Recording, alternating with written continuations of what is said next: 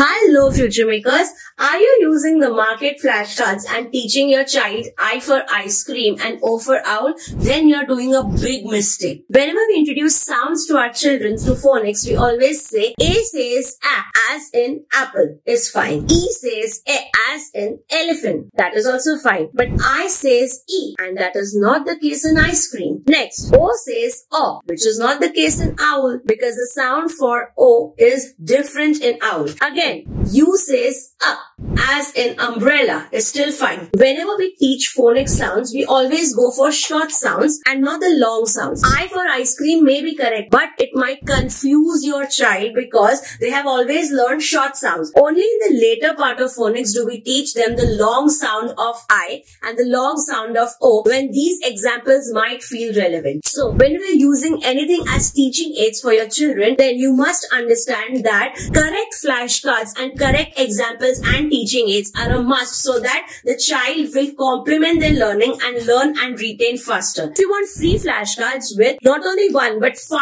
examples of each letter from A to Z, then you can DM us or the link is in the pinned comment, and don't forget to grab your hands on the flashcards because it's free, and also don't forget to subscribe to TeacherPreneur for more such videos. See you soon.